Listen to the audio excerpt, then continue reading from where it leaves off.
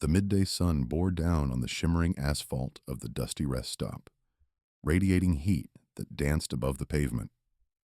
Flies droned around overflowing bins, and the air hung thick with the mingled scents of pine and exhaust. A gleaming phalanx of Harley-Davidson motorcycles, chrome catching the light, dominated a corner of the lot. Their riders, a burly crew in leather vests adorned with intricate patches, stretched out or leaned casually against their bikes, savoring a fleeting break from the highway. Cups of lukewarm coffee made the rounds, and the recently stilled growl of their engines still seemed to echo in the air. Suddenly, a raw, piercing scream ripped through the sleepy calm. Every head snapped up. A small figure, a girl no older than 8, burst from the tree line, fringing the far end of the rest stop. Her usually neat blonde hair flew wildly around a tear-streaked face. Her small floral dress was smudged with dirt, and her eyes, wide with pure terror, fixated on the group of bikers. "He's coming!" she shrieked, her voice cracking, each word a desperate plea. "He's coming for us!" The men, seasoned by the highway's unpredictable theater, had witnessed their share of oddities. Yet the unbridled fear in the girl's gaze was undeniable. This wasn't a prank or a bid for attention. It was primal dread. "Whoa there, little one," rumbled Bear, a burly man with a salt and pepper beard, known among his brothers. He stepped forward, a hand instinctively going to his side, not for a weapon, but a gesture of readiness. The others tensed, their laid-back demeanor replaced by collective vigilance. The girl stumbled, tripping over her own feet, falling to her knees a few yards from Bear. Scrambling up, her small hands clutched his denim-clad leg. "He was following us," she sobbed, pointing a trembling finger back towards the highway. "For miles and miles. He kept trying to push us off the road. Mommy and Daddy told me to run, to find help." Bear knelt, his large, calloused hand gently resting on her shoulder. "Slow down, sweetie. Who was following you? What kind of car?" "A dark car," she stammered, still gasping for air. "A black one. And he had weird eyes," she shuddered, a full-body tremor. "Mommy said he looked like a monster." The bikers exchanged grim glances. This wasn't a casual road rage incident. The girl's description, her palpable fear, painted a far more sinister picture. "Where's your family?" Viper, a lean man, asked, his voice surprisingly gentle. "In the car," she whimpered, pointing vaguely back towards the highway. "They told me to hide, then run here if he didn't stop." Bear rose, his gaze sweeping over the rest stop. There were a few other cars, families eating lunch, but nothing suggested a black sedan lying in wait. "All right, brothers," he announced, his voice low but firm. "Looks like we got ourselves a situation. Viper, stay with the little one. The rest of you, let's go find this family and see what's what." Engines roared to life, a symphony of power and intent. The Harleys peeled out, a formidable line of leather and chrome, heading back towards the highway entrance. Bear led the charge, his eyes scanning every vehicle. It didn't take long. A dark sedan, almost swallowed by the shade of a few oak trees at the edge of the access road, seemed out of place. As they approached, the car started to pull away, slowly, almost cautiously. Bear revved his engine, signaling to the others. The formation tightened, a wall of steel and muscle. They surrounded the black sedan, forcing it to a halt. Bear pulled alongside the driver's window, his expression unreadable behind his sunglasses. The window slowly whirred down, revealing a pale, gaunt man with eyes that were indeed unsettlingly intense, almost predatory. "You having a problem, friend?" Bear asked, his voice deceptively calm, a dangerous undercurrent barely masked. The man in the sedan swallowed hard, his gaze flicking nervously between the imposing bikers. No, no problem. Just admiring the scenery. He gestured vaguely towards the trees, his hand trembling slightly. We heard a little girl scream about someone following her family. Bear continued, his eyes unwavering. Said you were trying to run them off the road. The man's face went even paler. A misunderstanding. I was just trying to pass. Just then, a distraught woman emerged from a battered minivan, parked a little further down the access road, her face streaked with tears. A man trying to comfort her.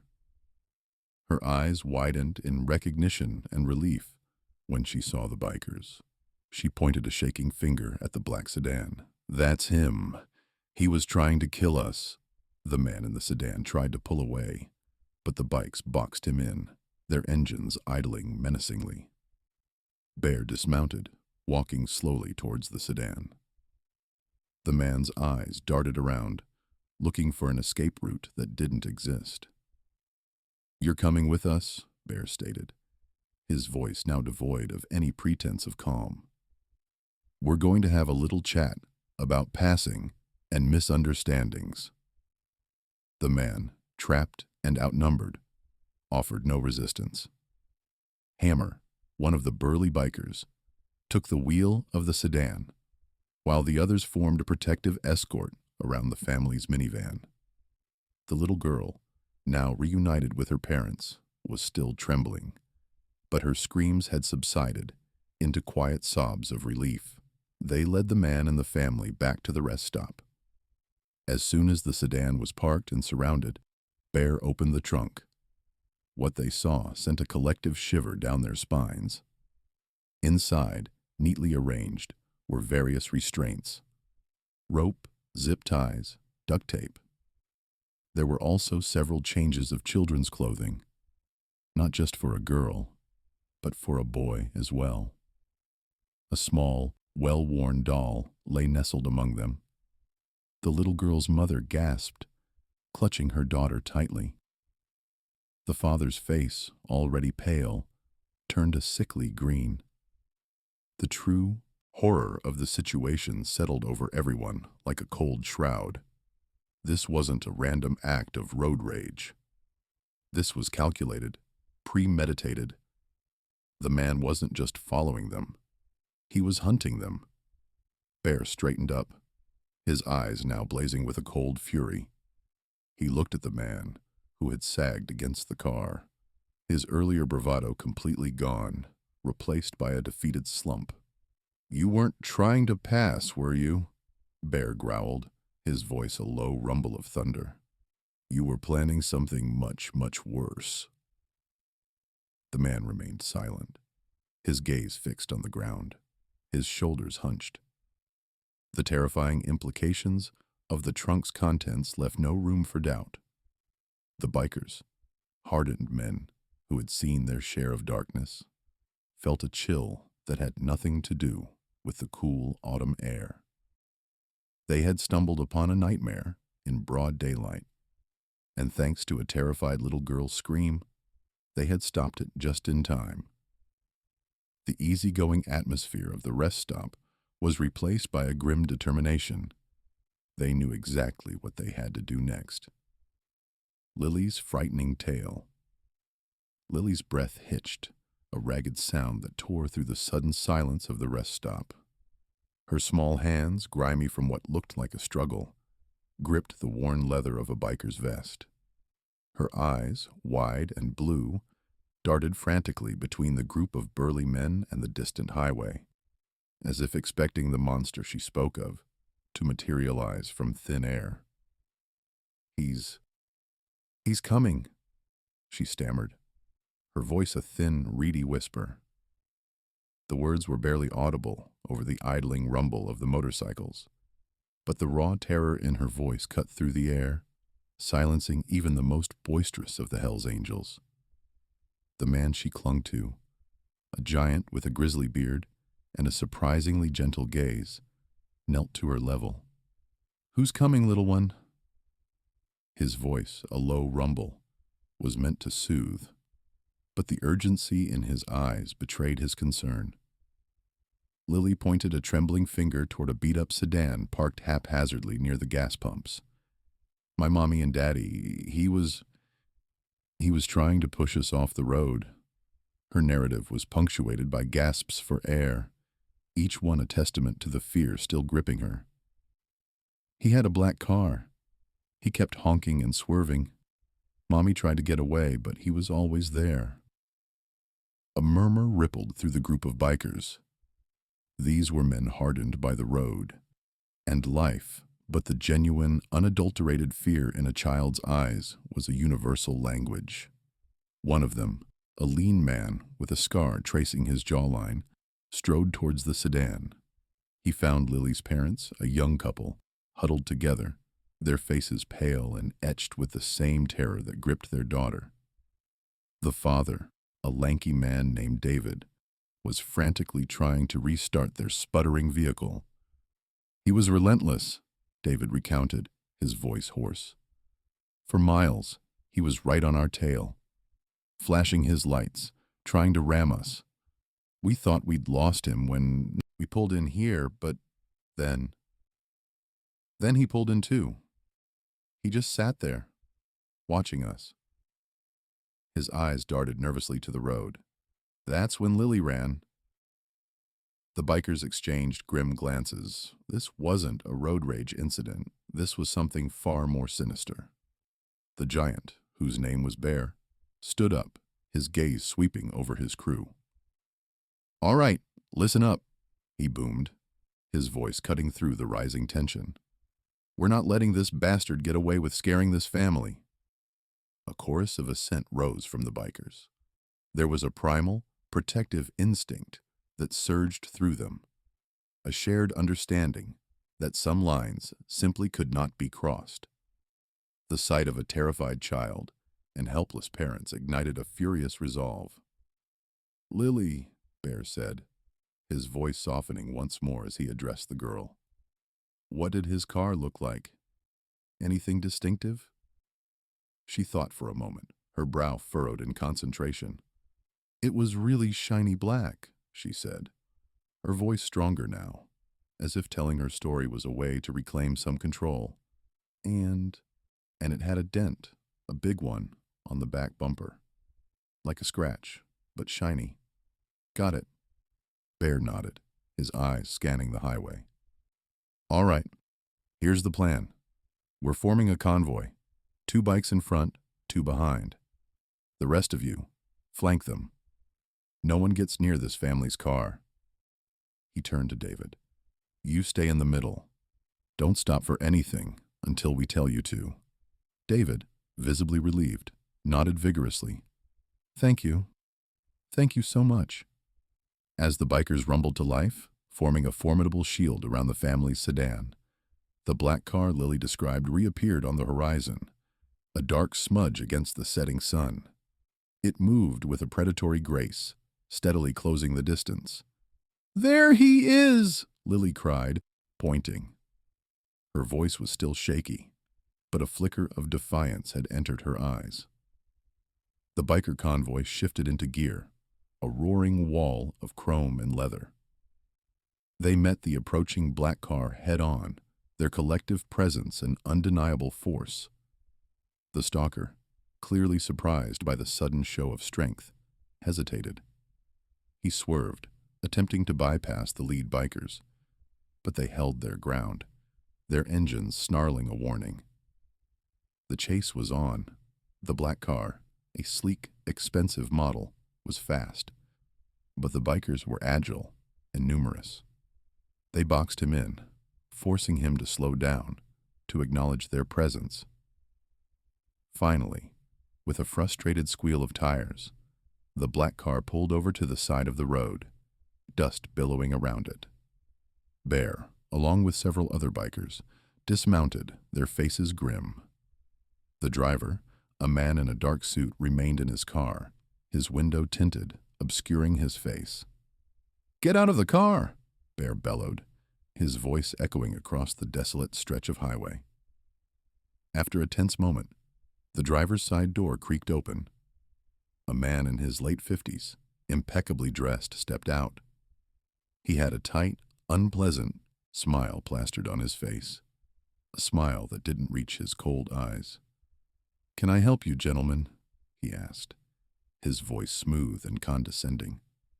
"You've been harassing this family," Bear growled, gesturing to the still shaken parents and Lily, who remained safely within the convoy. The man's smile widened, revealing perfectly white teeth. "Harassing? Oh no. Merely collecting what's mine." He pulled a thin, legal-looking document from his inside jacket pocket. "This young woman," he said, pointing a manicured finger at Lily, "is legally in my custody. Adoption papers were finalized last week." A collective gasp swept through the bikers. Lily's parents stared at the man, horror dawning in their eyes. David stumbled forward, his face ashen. "That's a lie. We never signed anything." The man chuckled, a dry, humorless sound. "Oh, but you did. Perhaps you don't remember, given your circumstances. A small loan, wasn't it? With a rather steep collateral clause." He held up the document for them to see. It was indeed a legal contract, albeit one filled with convoluted jargon and tiny print. The implications of his words hung heavy in the air, a chilling realization that sent shivers down everyone's spines. This wasn't just a stalker. This was a calculated predator, using legal loopholes to steal a child. The bikers, who had initially seen a simple act of protection, now faced a far more insidious evil. The roar of their engines seemed to take on a new, darker meaning, a collective growl of outrage and disbelief. The bikers' decision, a palpable silence descended upon the rest stop, broken only by the distant hum of the highway and the nervous shifting of motorcycle boots on asphalt. Bear, his face a granite mask of concern, stared at the impeccably dressed man, whose perfectly coiffed hair and tailored suit seemed utterly out of place amidst the denim and leather. The man, who introduced himself as Mr. Silas Blackwood, offered a thin, predatory smile that didn't reach his eyes. "Predatory adoption contract," he repeated, as if savoring the words. "Perfectly legal. Mrs. Albright signed it herself." David's jaw tightened, a muscle throbbing in his temple. "That loan was for medical bills, not a child," he choked out, his voice raw with disbelief. His wife, pale and trembling, clung to his arm, her eyes wide with a terror that mirrored Lily's. Bear's gaze flickered between Blackwood and the Albrights, a lifetime of street smarts sifting through the layers of the situation. This wasn't some random lunatic. This was something far more insidious. He turned to his crew, their faces mirroring his own grim realization. Hammer, usually quick with a sarcastic quip, was uncharacteristically silent, his hand resting on the hilt of a hunting knife sheathed at his hip. Ghost, the quietest among them, had his eyes fixed on Lily, who had burrowed herself into her mother's side, peeking out with wide, frightened eyes. "All right, Blackwood," Bear rumbled, his voice low, but carrying an undeniable weight of authority. "Let's see this contract." Blackwood's smile widened, a flicker of triumph in his eyes. He produced a sleek tablet from an inner pocket, its screen glowing with the sharp lines of a legal document. As he scrolled, the language, dense and convoluted, swam before David's eyes. It spoke of defaulting on a high-interest loan, of clauses stipulating alternative collateral, and of a specific section detailing the transfer of guardianship and parental rights in the event of non-payment. It was a masterpiece of legal deception, designed to ensnare the desperate. David's breath hitched as he recognized his wife's hurried, tear-stained signature at the bottom of the last page, dated mere weeks after Lily's diagnosis. He remembered the blur of paperwork, the desperation, the predatory loan shark who'd promised a lifeline. He'd never imagined this. No one would. "You tricked us," David whispered, the words barely audible. Blackwood shrugged, an almost imperceptible movement that spoke volumes. "The terms were clear, Mr. Albright. Ignorance of the law is no defense." A collective growl rippled through the bikers. This wasn't just about a contract anymore. It was about a fundamental violation of human decency. They weren't legal experts, but they understood right from wrong, and this reeked of the latter. Bear held up a hand, silencing his men. His eyes, usually crinkling at the corners with good humor, were now sharp and unyielding. "So, you're saying you're taking this little girl?" he asked, his voice devoid of emotion. Blackwood nodded, a satisfied smirk playing on his lips. "I have a court order, Mr. Bear. Fully enforced. Lily Albright is now under my legal custody." He gestured to a sleek black sedan, parked discreetly a little distance away, its tinted windows glinting in the afternoon sun. Another man, equally well-dressed and impassive, sat behind the wheel. The air crackled with tension. The Albrights looked at Bear, their eyes pleading, their faces etched with despair. Lily, sensing the shift, began to whimper. Bear's gaze swept over his brothers, a silent communication passing between them. They had seen enough of the world's ugliness to recognize true evil when it presented itself, even cloaked in legality. They lived by their own code, one that valued loyalty, protection, and a fierce sense of justice. A child was in danger. An innocent family was being torn apart. "All right, Blackwood," Bear said, his voice dropping to a dangerous register. "You've shown us your paperwork. Now, you listen to me."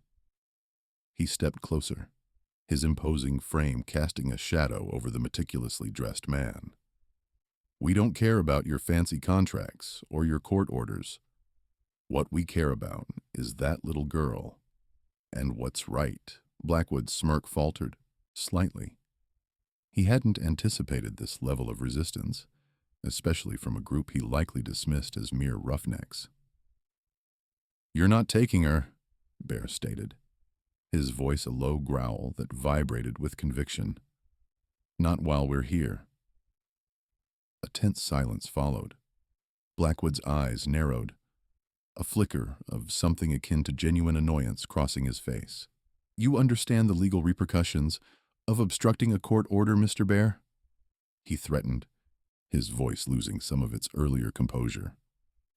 Bear simply met his gaze, his eyes unwavering. "You understand the repercussions of trying to snatch a child from her family when a dozen armed men stand between you and her?" he countered, a subtle shift in his stance indicating a readiness for confrontation. The other bikers moved in unison, subtly fanning out, their presence a palpable wall of defiance. The glint of chrome and the rumble of idling engines seemed to underscore their unspoken threat. Blackwood looked from Bear to the formidable men surrounding him, then to the terrified Albrights and their child. His polished facade began to crack under the pressure of their collective resolve. The legal battle he was prepared for was one thing. A physical confrontation with a determined biker gang was quite another. He assessed the situation, his eyes darting, weighing his options. The legal system was his weapon, but here, in this dusty rest stop, their rules held sway. For now. He knew when to retreat, to live, to fight another day, to find a different angle. With a final, venomous glare at Bear, Blackwood turned on his heel. "This isn't over," he hissed, his voice tight with frustrated rage. He strode purposefully towards his black sedan, his expensive shoes crunching on the gravel. The other man, who had remained impassive throughout the exchange, started the engine. The sedan peeled away, leaving a faint scent of burning rubber in its wake. The tension slowly bled out of the rest stop, leaving an exhausted silence. Lily, released from the immediate threat, burst into tears, clinging to her mother. David, his face pale, sagged against his wife, relief and lingering terror warring in his eyes. Bear turned to his crew, a grim satisfaction settling on his face. "All right, boys," he said, his voice weary but firm. "Looks like we've got ourselves a new mission." He looked at David and his wife, his expression softening. "You two and Lily are coming with us. We'll figure out a way to untangle this mess. But for now, you're under our protection." The bikers nodded, their decision made. They hadn't asked for this, but they wouldn't turn their backs on it. The road ahead would be dangerous, fraught with legal battles, and perhaps more direct threats from Blackwood. But for the Albrights, it was a glimpse of hope. A shield on wheels. The scent of stale coffee and exhaust fumes hung heavy in the air at the roadside diner, a familiar comfort for Bear and his crew. They'd just finished a plate of greasy breakfast and were enjoying the morning sun, the rumble of their Harleys, a low, contented purr in the background. Lily and her parents were still inside, picking at their food, the tension from their encounter with Blackwood still a visible, if fading, shadow around them. Bear took a long swig of lukewarm coffee, the bitterness a welcome jolt. Suddenly, a piercing shriek cut through the languid morning. Bear's head snapped up. A small figure, a whirlwind of pink sundress and flying blonde hair, burst from the diner's doors. Lily. Her face was streaked with tears, eyes wide with genuine terror. "He's coming! He's coming!" she screamed, her voice a raw, desperate plea as she scrambled towards them, her tiny legs churning. Bear was on his feet in an instant, his large frame blocking the sun from her frantic dash. "Who's coming, sweetheart?" he asked, his voice a low rumble, trying to project calm even as a knot of unease tightened in his gut. His gaze swept the parking lot, searching for a threat, his hand already instinctively moving towards the knife sheathed at his back. The other angels were already rising, their conversation dying, replaced by the metallic scrape of boots on asphalt. Lily reached him, clutching his denim-clad leg with surprising strength, her whole body shaking. "The man in the black car! He followed us! He kept trying to make Daddy crash!" she sobbed, burying her face in his jeans. A black car. Blackwood. The name was an unspoken word hanging in the air. A cold rage began to simmer within Bear. This wasn't just a legal battle anymore. It was personal. He knelt, gently prying her hands from his leg, looking into her terrified blue eyes. "What kind of car, Lilybug? What did it look like?" "Big and shiny, like Daddy's, but black, and he had a face like a mean dog," she managed between gasps, pointing a trembling finger back towards the highway. Bear didn't need to see the car. He saw the genuine, unadulterated fear in Lily's eyes, a fear that transcended childish nightmares. He exchanged a look with Crow, a silent command passing between them.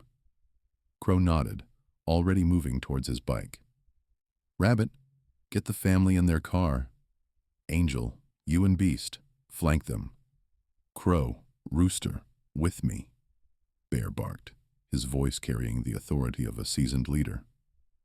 The angels moved with practiced efficiency, a well-oiled machine of leather and chrome.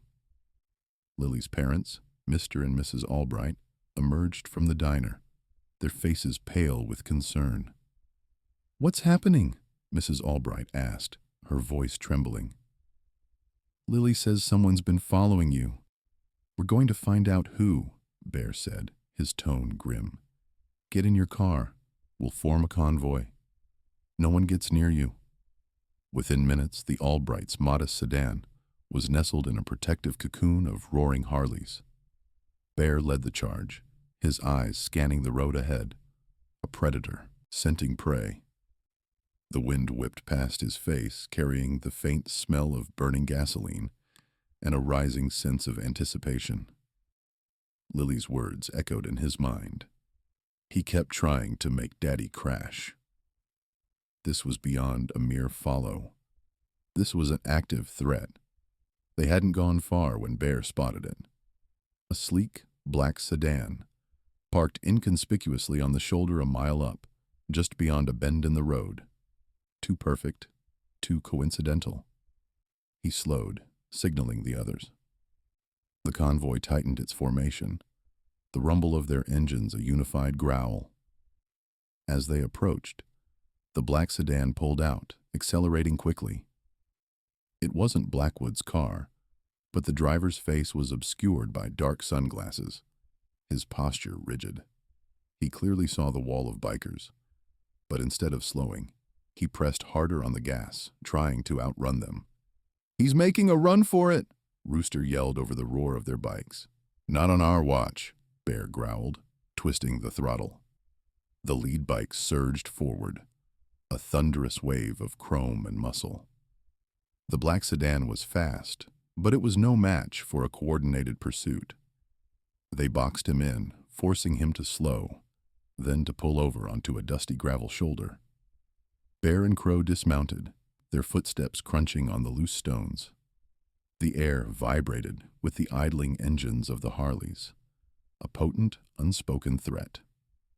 The driver of the black sedan, a man with a sharp, angular face and a neatly trimmed beard, stared straight ahead, his hands gripping the steering wheel so tightly his knuckles were white. Bear tapped on the window. "Step out of the car." His voice was low, laced with steel. The man hesitated, then slowly, reluctantly, opened the door. He was dressed in a dark suit, impeccably tailored, a stark contrast to the grimy roadside. He didn't look like a hitman, but his eyes, now visible without the sunglasses, held a chilling lack of emotion. "Can I help you, gentlemen?" he asked, his voice smooth, almost bored. "You've been following this family," Bear stated, gesturing back to the Albright's car, still surrounded by the other angels. The man chuckled, a dry, humorless sound. "Following? No. Observing, perhaps. I'm an investigator. My client has a vested interest in the Albright family's well-being." "You tried to run them off the road," Crow interjected, his voice a low snarl. The man's composure finally fractured, just a flicker. "An unfortunate misunderstanding. I merely sought to ascertain their travel plans." Bear leaned closer, his shadow falling over the man. "Your client is Blackwood, isn't he?" The man's lips thinned. "I am bound by confidentiality, sir. Confidentiality won't protect you from us," Bear warned, his voice a dangerous growl. "You put a child in danger. That's a line you don't cross." He glanced at Crow, a silent communication passing between them. Crow nodded, then moved to the rear of the black sedan. A few moments later, he returned, holding a small, discreet GPS tracker. "Looks like more than observing to me, friend," Crow said, tossing the device onto the hood of the black sedan. It clattered, a stark indictment of the man's lies. The investigator's face went even paler. "This is a misunderstanding, I assure you. My intentions were purely to scare them, to intimidate them, to force them into Blackwood's predatory clutches." Bear finished for him, his voice laced with disgust. "Consider this a warning.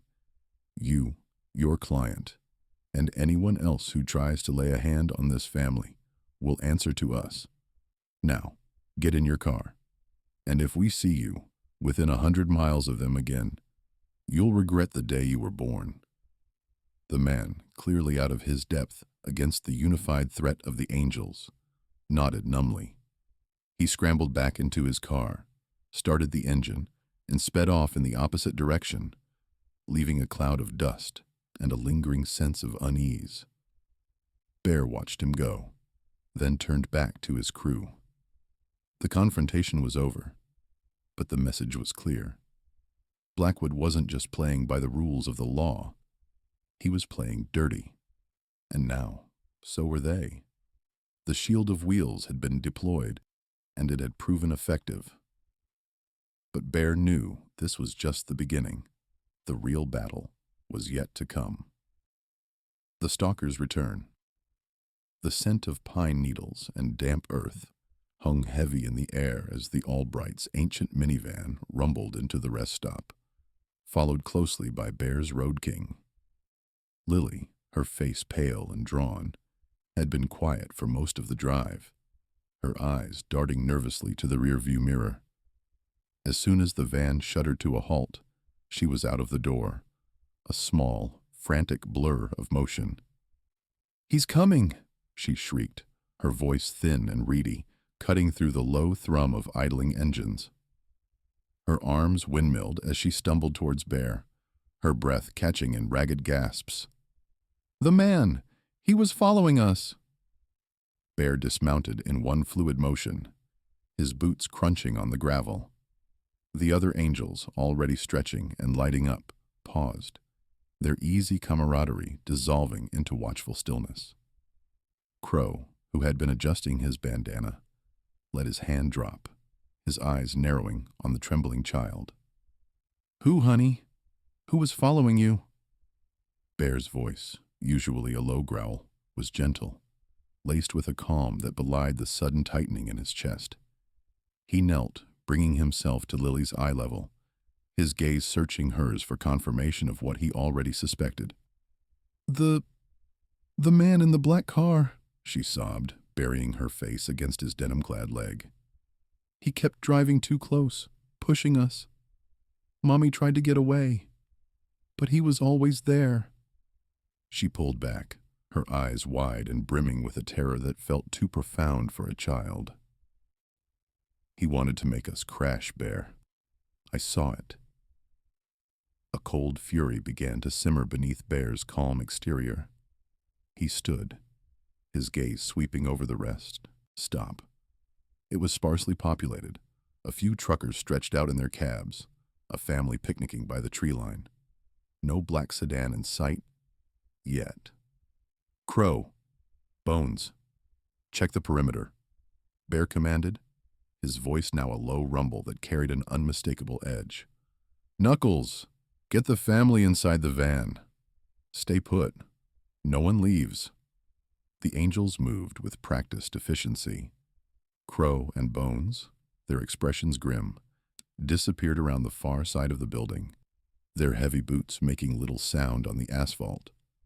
Knuckles, a mountain of a man with a surprisingly gentle touch, ushered Sarah and the younger children back into the minivan, his presence a silent shield. Sarah Albright emerged from the van, her face etched with exhaustion and fear. "She's not exaggerating, Bear," she said, her voice trembling.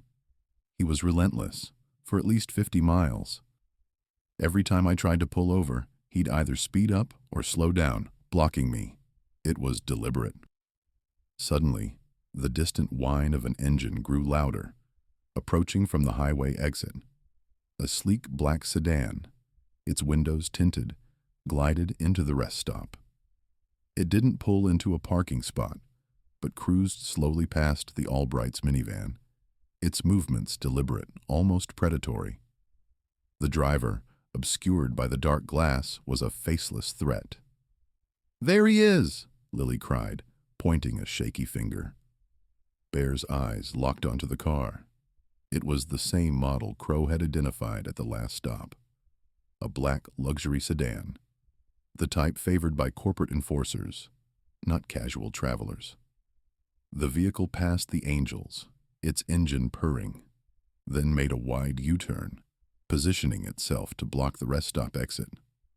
Well, well, Bear murmured, a dangerous glint in his eyes. Looks like our friend is determined. He motioned to Crow and Bones, who reappeared from behind the building, their faces set. Time to have a chat, Bear said, striding towards the black sedan, the other angels fanning out behind him, their presence a formidable wall of leather and muscle. The sedan's engine idled, a low, menacing growl. The driver's side window hummed down, revealing a man in a sharp suit, his face impassive, almost bored. He looked to be in his late 30s, with cold, intelligent eyes that flicked over the angels, betraying no fear. "Can I help you, gentlemen?" the man asked, his voice smooth, cultured, a stark contrast to the gritty setting. "You've been following the Albright family," Bear stated, his voice flat, devoid of emotion. "And you tried to run them off the road." The man's lips curved into a faint, unpleasant smile. "I assure you, you're mistaken. I'm merely an investigator. My employer, Mr. Blackwood, is concerned about Ms. Albright's stability. There are certain contractual obligations regarding the child, Lily. I was merely observing." "Observing?" Crow scoffed, stepping forward. "We found a GPS tracker on your car, pal, and Lily says you were trying to crash them." The man's smile didn't falter. "A misunderstanding, I assure you. Perhaps Ms. Albright's driving was erratic, and the GPS is a standard security measure for high-value assets." He glanced pointedly at Lily, who was clinging to Sarah, her eyes wide with fear. "The child is a ward of Mr. Blackwood, gentlemen. She legally belongs to him. Any interference could lead to serious legal ramifications." Bear took another step closer, his shadow falling over the man in the car. "Let me make this clear, Suit. Lily Albright isn't property, and she isn't going anywhere with you or Blackwood. You tried to scare this family to hurt them. That's not observing. That's an act of aggression. And from now on, any aggression directed at them is directed at us." He leaned down, his face mere inches from the man's. "You turn around, you go back to Blackwood, and you tell him this. He wants Lily. He's going to have to go through the Hells Angels. And believe me, that's a fight he won't win." The man's impassive facade finally cracked, a flicker of something. Surprise? Annoyance? Crossing his features. He held Bear's gaze for a long moment, then slowly, deliberately, raised the window. The hum of the electric motor seemed to emphasize the finality of the gesture. Without another word, the black sedan reversed, executed a precise three-point turn, and glided back towards the highway exit. The angels watched until it disappeared from sight. A heavy silence settled over the rest stop, broken only by the chirping of crickets and the distant murmur of traffic. "He'll be back," Sarah whispered, her arms wrapped tightly around Lily. "Blackwood won't give up." Bear nodded, his gaze fixed on the empty highway. "We know," he said, his voice low and resolute. "But he also knows we're not backing down. This isn't just about protecting a family anymore. It's about fighting for what's right." He turned to the angels, his eyes hard. "Mount up.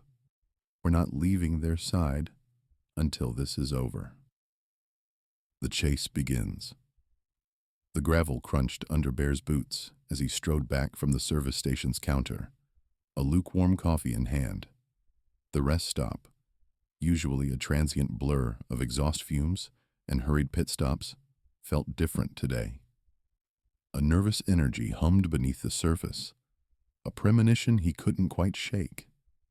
His gaze swept over his brothers, scattered among the picnic tables, their bikes gleaming like chrome sentinels in the afternoon sun. Then he saw her. A small figure, a blur of bright pink, burst from the tree line bordering the parking lot. Lily. Her pigtails bounced wildly as she sprinted, her face a mask of pure terror. "He's coming! He's coming!" she shrieked, her voice thin and reedy, tearing through the drone of passing traffic. Bear dropped his coffee, the ceramic mug shattering with a dull thud. Every head snapped up. The easy camaraderie vanished, replaced by an instant, collective alertness. Sarah, pale and breathless, emerged from the same tree line, her eyes wide with fear, scanning the road behind them. Lily, oblivious to everything but her panic, flung herself at Bear, burying her face in his leather vest. Her small body trembled uncontrollably. "A black car," she sobbed, her words muffled against his chest. "He was following us, trying to make us crash." Bear's hand settled on her head, a surprisingly gentle weight. He exchanged a grim look with Hammer, whose hand had already drifted to the hilt of the knife tucked into his waistband. "What black car, kiddo?" Bear's voice was calm, a low rumble designed to soothe, but his eyes were like flint. Sarah finally reached them, her chest heaving. "He's been on our tail for miles," she gasped, clutching her side. "Every time I tried to shake him, he'd just reappear. He tried to force us into the ditch back on Highway 17. Her gaze flickered to the road, her fear palpable. Just then, a sleek obsidian sedan, its windows tinted to an impenetrable black, glided past the rest stop entrance. It slowed, the driver's side window lowering imperceptibly, as if to offer a fleeting, unsettling glimpse of an unseen watcher. Then, with a smooth, almost predatory acceleration, it sped past. Bear's jaw tightened. "All right, brothers," he commanded, his voice carrying an undeniable authority. "Saddle up. Sarah, get Lily back in your car. We're rolling." The transformation was immediate. The easygoing bikers vanished, replaced by a disciplined, formidable unit. Engines roared to life, a symphony of power and intent. Within minutes, the Hells Angels formed a protective V formation around the Albright family's modest sedan, their chrome and leather creating an imposing barrier. Bear led the charge, his gaze fixed on the highway ahead, searching for the black car's taillights. They caught up to it quickly, a dark smudge against the horizon. The sedan, perhaps sensing its pursuers, accelerated. The chase was on. Bear pushed his Road King, its powerful engine devouring the asphalt. Behind him, the roar of 24 Harley-Davidsons echoed, a thunderous declaration of their purpose. The black car swerved abruptly, cutting off an unsuspecting minivan, forcing it onto the shoulder. "Bastard!" Hammer snarled over the comms. "Stay tight, everyone," Bear ordered. His eyes narrowed, tracking the erratic movements of their quarry. "Don't let him get out of our sight." The sedan weaved through traffic, its driver clearly desperate to escape. Bear, with the instincts honed from years on the open road, anticipated its every move. He pulled alongside the sedan, his presence a clear challenge. The driver, a man in a dark suit with a cold, expressionless face, glanced over, his eyes betraying a flicker of surprise, then something akin to fury. With a sudden, violent yank of the steering wheel, the black car veered sharply towards Bear, attempting to ram him off the road. Bear, agile despite his bike's bulk, swerved, avoiding the collision by mere inches. "He's trying to take me out," Bear barked into his mic. "Not today, pal," Reaper shouted, pulling alongside the sedan on the opposite side, blocking its escape. The rest of the convoy pressed in, boxing the car in. The sedan, trapped between the formidable bikes, had no choice but to slow down. Finally, Bear forced the car to pull over onto a deserted stretch of road. The engines idled, a low, menacing growl. The air crackled with tension. Bear dismounted, his boots hitting the pavement with a decisive thud. He approached the black car, his strides deliberate, his face a mask of grim determination. Hammer and Reaper flanked him, their hands resting casually but pointedly on their weapons. The driver, still in his seat, stared straight ahead, his knuckles white on the steering wheel. Bear rapped sharply on the tinted window. "Get out of the car," he commanded, his voice devoid of any warmth. Slowly, reluctantly, the driver opened the door and stepped out. He was a man in his late 30s, impeccably dressed, with an air of arrogant professionalism. "I don't know what this is about," he began, his voice smooth, practiced. "But you're interfering with a private matter. My employer, Mr. Blackwood, will not be pleased." Bear's eyes narrowed to slits. "Mr. Blackwood, huh?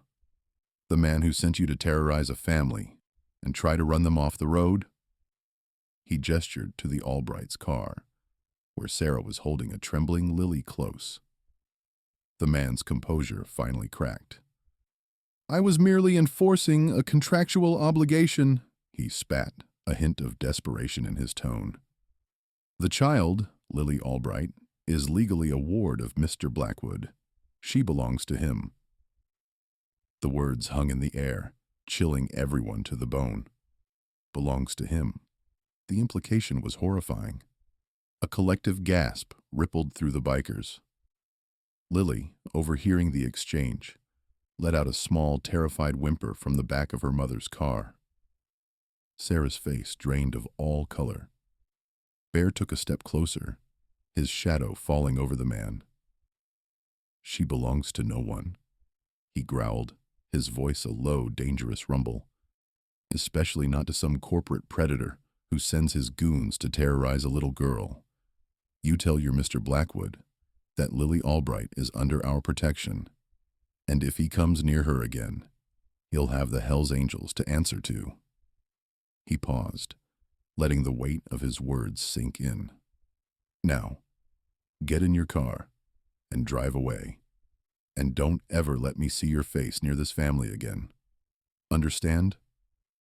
The man, clearly out of his depth against the formidable biker gang, swallowed hard, his face pale. He nodded, a barely perceptible dip of his head. He scrambled back into his car, started the engine, and sped away, disappearing in a cloud of dust. Bear watched him go, then turned to his brothers. The anger that had fueled the chase still simmered beneath his tough exterior, but it was now laced with a cold resolve. "This isn't over," he stated, his voice grim, not by a long shot. Cornered and revealed, the midday sun beat down on the asphalt of the rest stop as Bear, still simmering from the encounter with Blackwood's driver, watched the Albright family gather their meager belongings. Lily, her small hand clutched in Sarah's, kept glancing over her shoulder, a nervous tick that tightened Bear's gut. The incident, though resolved for now, had left a sour taste, a premonition of battles yet to come.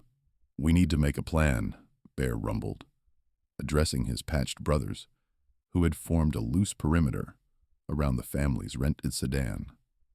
"Blackwood isn't going to just roll over. This is just the beginning." Before anyone could offer a suggestion, a shrill, heart-stopping scream sliced through the air. Lily, her face a mask of absolute terror, pointed a trembling finger at the far end of the parking lot. "He's back! The monster!" Every head snapped in the direction she indicated. A sleek black sedan, identical to the one they'd intercepted earlier, was slowly cruising into the rest stop, its tinted windows reflecting the harsh sunlight like malevolent eyes. The air crackled with a sudden suffocating tension.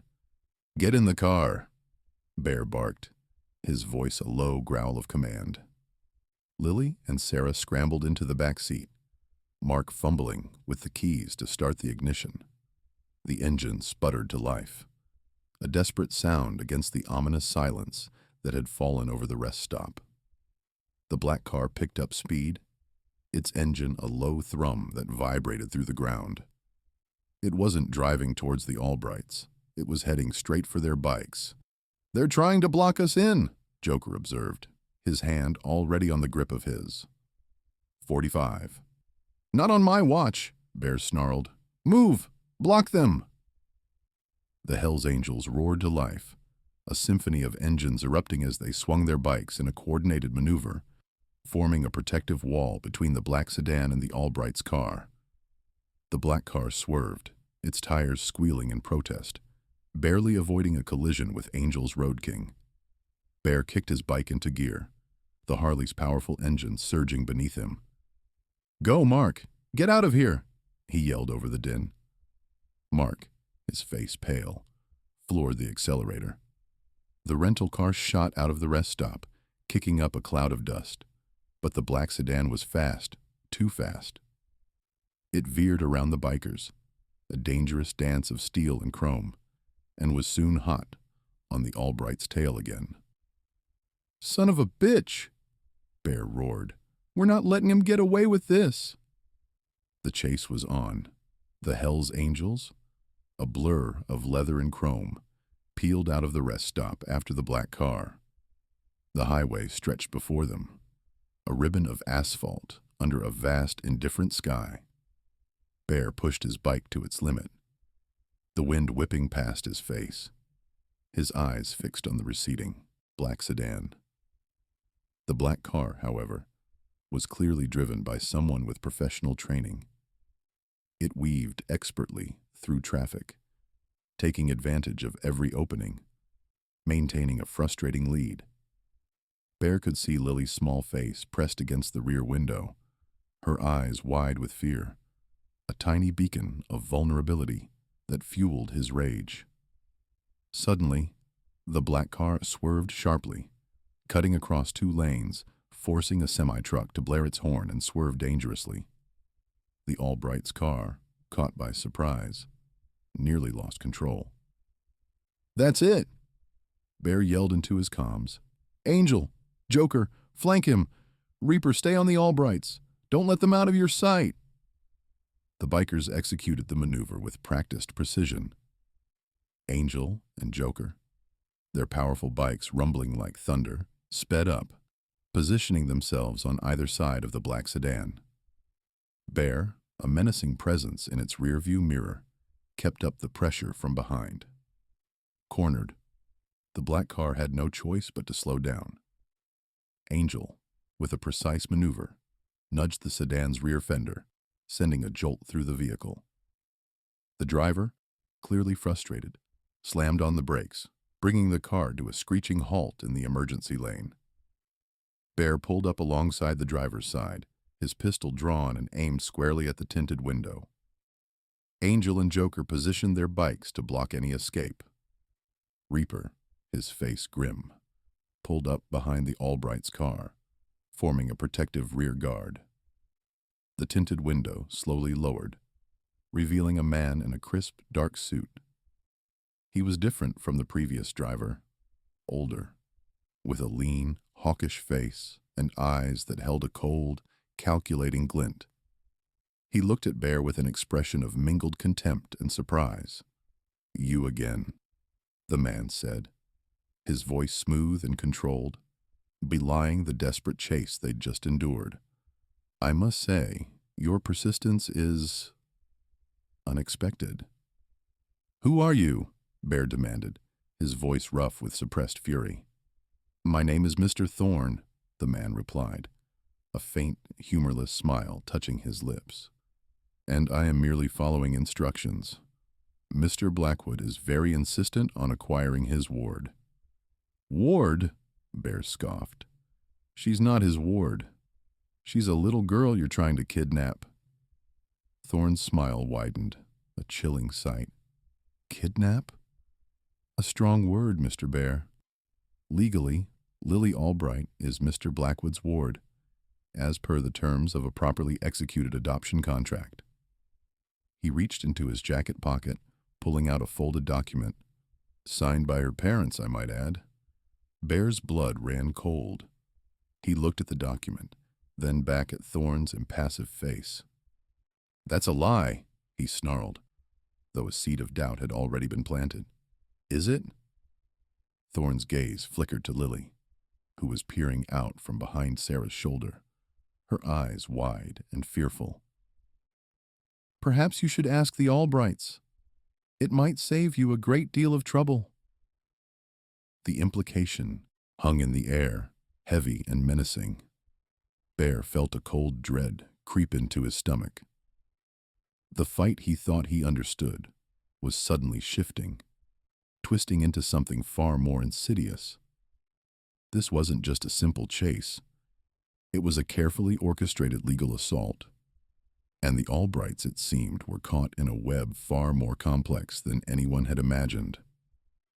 A chilling discovery. The cool evening air, once a soothing balm, now crackled with a different kind of tension. Thorne, his face a carefully constructed facade of indifference, lounged against the crumpled fender of his sedan, a hand casually resting on the now visible adoption papers. He wasn't merely a pursuer. He was a legal weapon, wielded by a man whose influence seemed to stretch far beyond Bear's comprehension. "You don't understand," Thorne stated, his voice flat, stripped of his earlier panic. "Mr. Blackwood commands significant resources and considerable sway. He takes a dim view of disruptions." His gaze darted to Lily, who was now pressed against her mother, her small fingers white-knuckled on Mrs. Albright's arm, especially when they involve his property. The word hung in the air, thick with an almost physical nausea. Property. A cold wave of primal protectiveness surged through Bear. He looked at Lily's parents, their faces ashen and etched with despair. Mrs. Albright's eyes, usually warm and kind, were now wide with a terror that transcended Thorne's immediate threat. "What the hell are you talking about, property?" Hammer grunted, his hand instinctively gripping the hilt of his sheathed knife. The other bikers, forming a silent, menacing semicircle around Thorne, mirrored the sentiment with glares that promised retribution.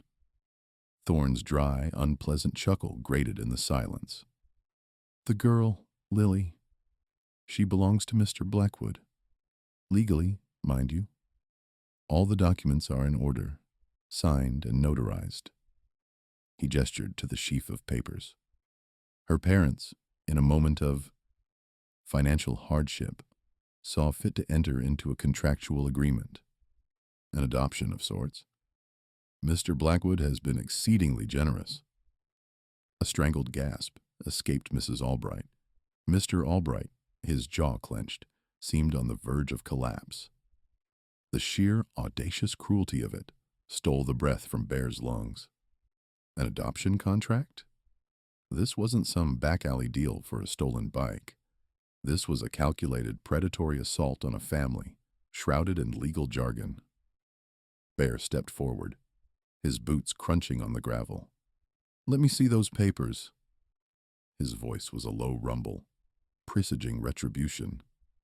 Thorne hesitated for a split second, then shrugged, as if to say, "What's the harm?"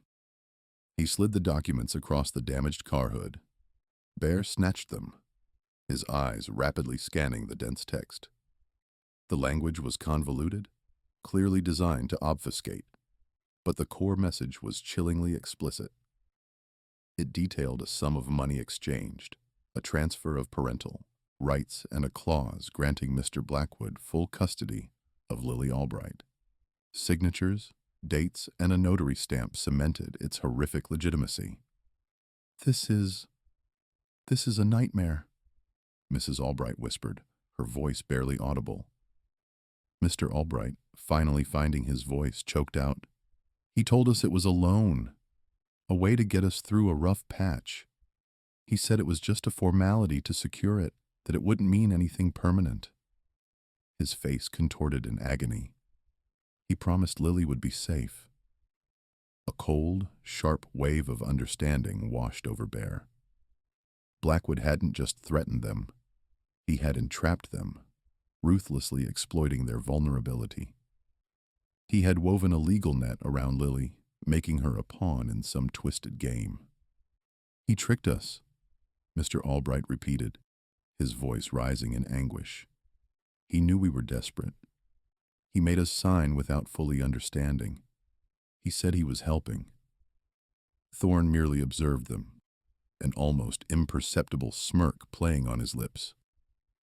"Mr. Blackwood is a man who honors his commitments. He promised to take care of Lily. He simply requires her presence to do so." Bear's fist clenched around the papers, crumpling them slightly.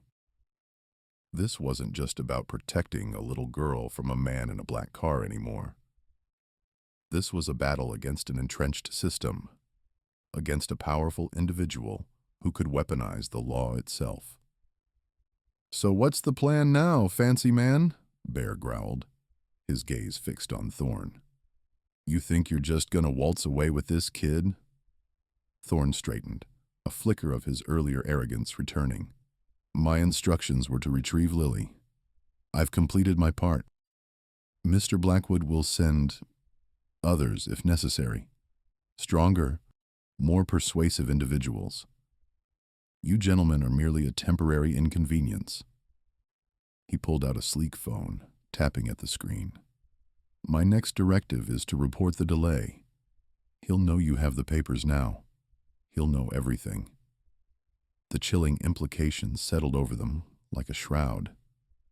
Blackwood wasn't just a local bully.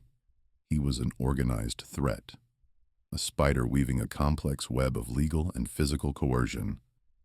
This wasn't just a chase. It was the first skirmish in a war, and the stakes were higher than any of them had imagined.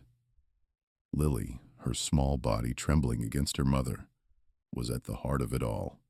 The road ahead, Bear knew, would be long and incredibly dangerous.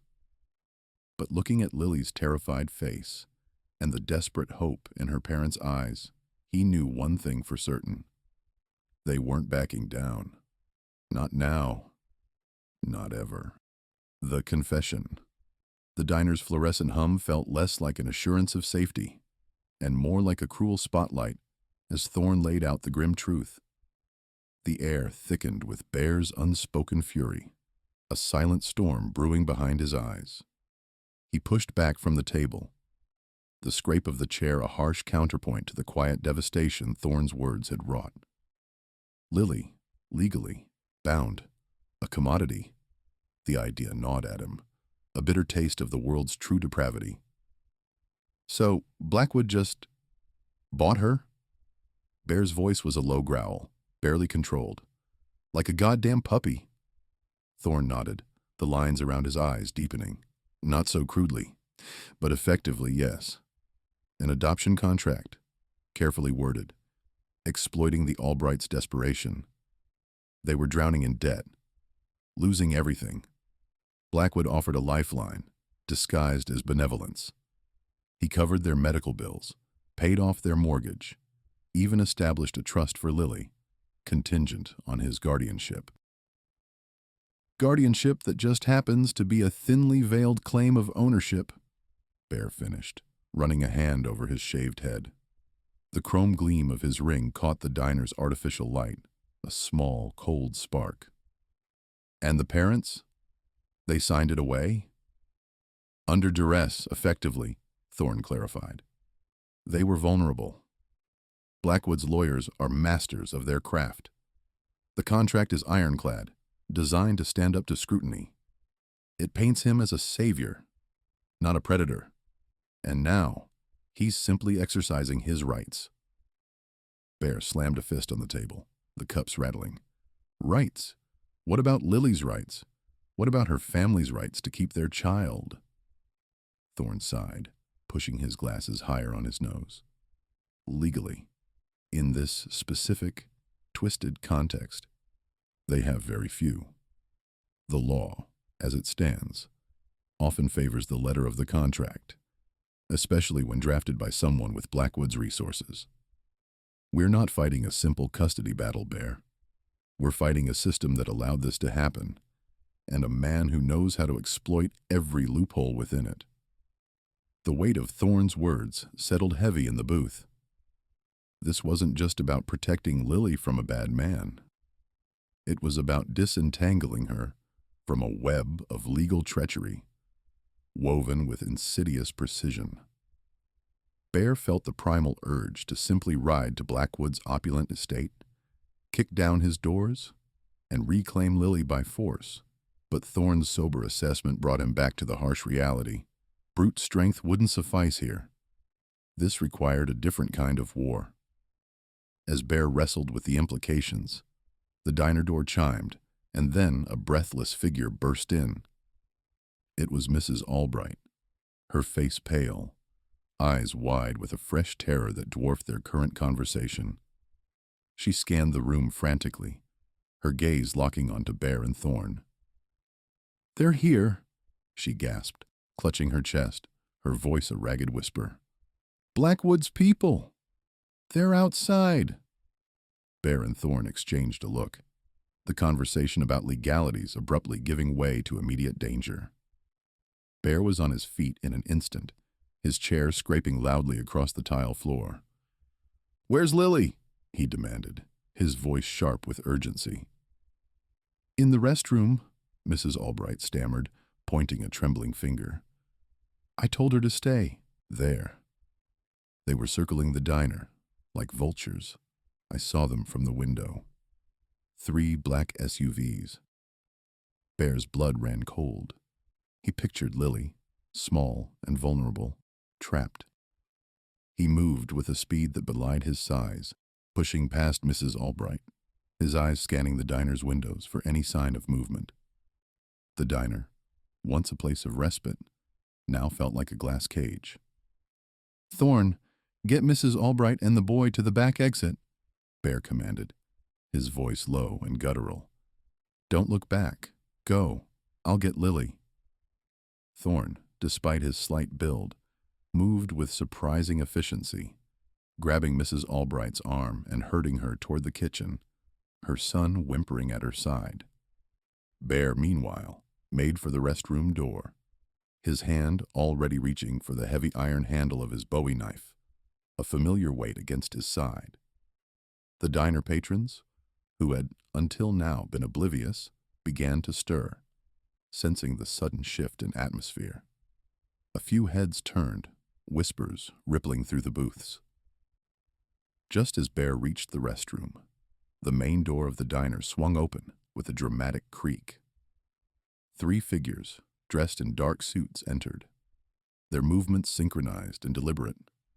They were not subtle men. Their eyes, cold and calculating, immediately swept the room, searching. The lead man, a hulking figure with a shaved head and a scar bisecting his left eyebrow, fixed his gaze on Bear. "We're here for the girl," the man announced, his voice deep and devoid of inflection. A clear declaration of intent. "Mr. Blackwood wants her now." Bear met his gaze, a dangerous glint in his eyes. He didn't need Thorne to explain Blackwood's legal maneuvering now. The presence of these men, their blatant disregard for public decency, their chilling confidence, spoke volumes. This was how Blackwood operated, through intimidation, through a show of force, through the chilling certainty that he was untouchable. "She's not going anywhere," Bear stated, his hand resting on the knife, a clear warning. The air in the diner crackled with an unspoken tension. The mundane clatter of plates and silverware suddenly silenced. The stage was set. The legal battle had just taken a very physical turn. Safe at last. The diner's fluorescent hum suddenly felt like a siren. Blackwood's men, 2 hulking figures with the subtle menace of pit bulls on a leash, filled the doorway, their eyes sweeping the room. The lead enforcer, a man with a shaved head and a tattoo of a coiled viper disappearing under his collar, stepped forward. "We're here for the girl, Albright. Mr. Blackwood's patience has run thin." His voice was a low growl, devoid of pleasantries. Bear felt a cold anger solidify in his gut. Legal or not, Lily was a child, and these men were predators. He placed himself squarely in front of Mrs. Albright, whose face was etched with a mixture of fear and defiance. "She's not going anywhere with you," Bear stated, his voice a low rumble that hinted at the storm beneath. "That's not your call, old man," the enforcer sneered, taking another step. "She's Mr. Blackwood's property. We have the paperwork to prove it." He reached inside his jacket, not for a gun, but a folded document. Before he could pull it out, a small, terrified squeak came from the hallway leading to the restrooms. Lily, her eyes wide with terror, emerged, clutching a brightly colored plastic cup. She had heard. Bear's heart seized. The enforcer's heads swiveled, their predatory gazes locking onto the child. "There she is," the viper-tattooed man said, a cruel smile spreading across his face. He started towards her. Bear moved. He didn't think. He reacted. In one fluid motion, he was between Lily and the enforcers, his body a solid wall. "Don't you dare touch her," he growled, a primal warning. The enforcer hesitated, clearly not expecting such a direct challenge. He was used to people cowering. But Bear wasn't cowering. He was radiating pure, unadulterated fury. Just then, the diner door burst open again. It wasn't Blackwood's men this time. It was a whirlwind of leather and denim. Blade, Spike, and a few other members of the Brotherhood, their faces grim. Thorne, having seen the escalating situation from outside, had called for backup. The air crackled with tension. The diner, usually a sanctuary of cheap coffee and greasy food, had become a battleground. The regular patrons, sensing the shift, were slowly backing away, some fumbling for their phones. "What's going on, Bear?" Blade asked, his hand instinctively going to the hilt of the small knife always sheathed at his belt. His eyes, usually sparking with mischief, were cold and hard as he took in the scene. Lily's terrified face, Mrs. Albright's desperation, and the two menacing figures from Blackwood. Bear didn't take his eyes off the Viper. "They're here for Lily. Blackwood's trying to claim her." Blade's eyes narrowed. "Claim her? Like a lost dog?" The disdain in his voice was palpable. He didn't wait for an answer. He stepped forward, putting himself shoulder to shoulder with Bear, effectively doubling the wall of resistance. Spike and the others fanned out, subtly blocking the enforcer's path to Lily. The viper-tattooed enforcer looked from Bear to Blade, then to the growing number of bikers. His confidence wavered. This wasn't the easy snatch and grab he'd anticipated. "Look, we just need to take the girl. It's all legal." He brandished the contract, its folds crisp and official looking. Thorne, ever the pragmatist, stepped forward. "Legal doesn't always mean right, pal. And right now, what I see is two grown men trying to intimidate a child and her family." He glanced at Lily, then back at the enforcers. "You're outnumbered. And if you think you're walking out of here with that little girl, you've got another thing coming." The enforcers exchanged a glance. The odds had definitely shifted. They were good at intimidation. But a full-blown brawl against a dozen pissed-off bikers was another matter entirely. "This isn't over," the Viper gritted out, his eyes still burning with frustrated malice. He tucked the contract back into his jacket. "Mr. Blackwood will hear about this." "Let him," Bear rumbled. "Tell him he can send his whole damn army. He's not getting her." With a final, lingering glare at Lily, the two enforcers backed away, their bravado deflating like punctured tires. They turned and exited the diner, the automatic door hissing shut behind them, leaving a palpable silence in their wake. The tension slowly began to dissipate. Mrs. Albright collapsed into a nearby booth, trembling. Lily, still clutching her cup, slowly walked towards Bear, her small hand reaching for his. He knelt, scooping her into a tight hug. She buried her face in his leather vest, her small body shaking with residual fear. "It's okay, little Bear," he murmured, stroking her hair. "You're safe. You're safe with us." Blade clapped Bear on the shoulder, a rare expression of relief on his usually stoic face. "That was close, brother. Too damn close." He looked at Thorn. "So, what's the plan now, Brains? We can't just keep her cooped up in the diner forever." Thorn nodded, his mind already racing. "Blackwood won't give up, not with a contract like that. We need to get the Albrights somewhere secure, somewhere he won't expect." He looked at Bear. "And we need to figure out a legal counterpunch. This predatory adoption, it's a new level of evil." Bear, still holding Lily, looked up at his brothers. The relief in the diner was temporary. This was just the first skirmish in a much larger war. But looking at Lily, nestled safely against him, he knew one thing for certain.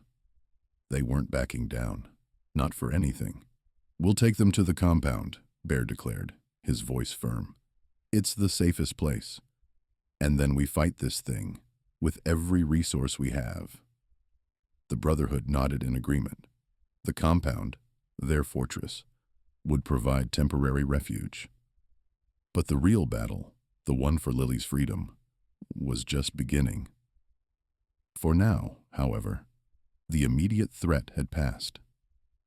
Lily was safe, surrounded by an unlikely band of protectors who had sworn to keep her that way.